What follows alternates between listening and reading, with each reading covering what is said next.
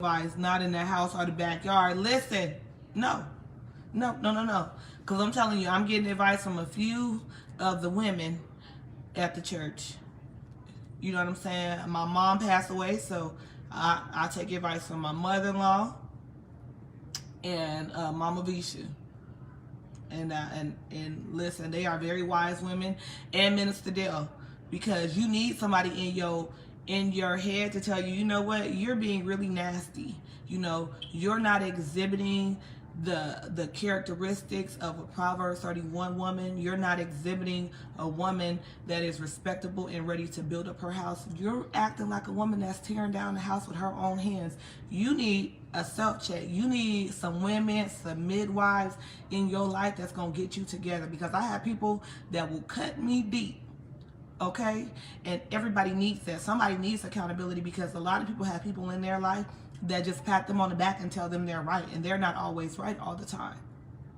Okay? So you need that accountability in your life, because somebody gonna tell you, oh girl, you right, leave him.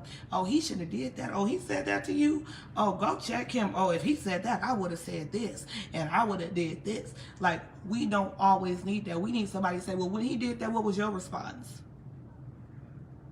What did you do? You cut me deep all the time. We need that tough love as wives.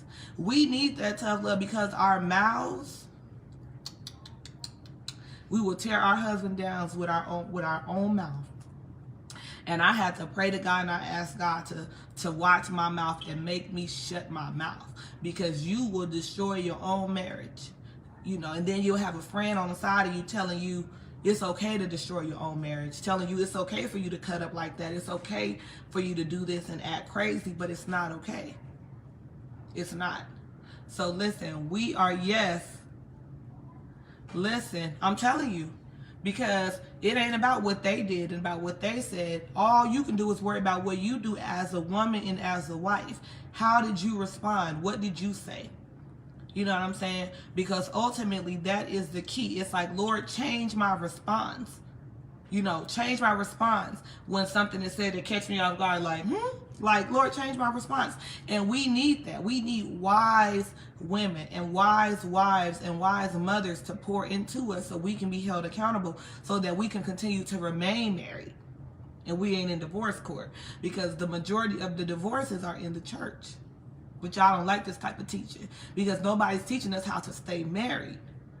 Like, you could teach me how to shout and how to dance and how to read my Bible and how to exalt, but I need to know how to love my husband when I go home. I need to know how to be submissive to my husband when I go home. I need to learn how to shut my mouth when I get home. And if we were able to teach the women that in the church, you know what I'm saying, it wouldn't be all of them divorces, because we think we're the head and we're not the head. Like, your husband is in charge, you're here to help him, but it's okay with him being in charge. And somebody told us along the way that it was not okay with our husbands being in charge of the household. It was not okay for him to be the head. And I don't know who said that, but they are wrong and they are out of order. And you need people in your life to tell you that you need to submit to your husband. But y'all don't like this type of teaching. Okay?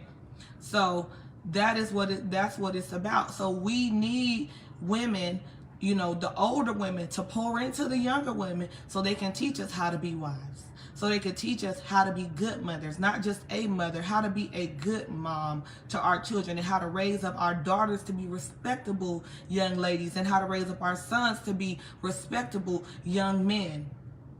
So it is very, very important for women to have wise women in their lives to hold them accountable. Because I thank God for my tribe. My mother-in-law, Mama Visha, and Delshana Moore, they will get you to, okay? Okay? So we need that, all right? So yes, so we're gonna talk. We're gonna talk about all of that, because my prayer is that all of our marriages survive, and that, you know, that there are more marriages in the church, you know, that God completes a lot of more people, so it's not so many single women and men, but that God will, you know, complete the covenant, you know, because that's what he loved. God loves family, you know, and a lot of people don't, you know, they don't want families. Like, it is so much power when it's a husband and a wife and there's children and it's in the right order, because the husband is submissive. Because the husband is submissive to God and the wife is submissive to her husband and the children are submissive to everybody. Listen, it's a whole nother different type of atmosphere. Girl, yes, I'm trying to do what the Lord said. Pray for me, friend. Pray for me. Okay, because I be nervous.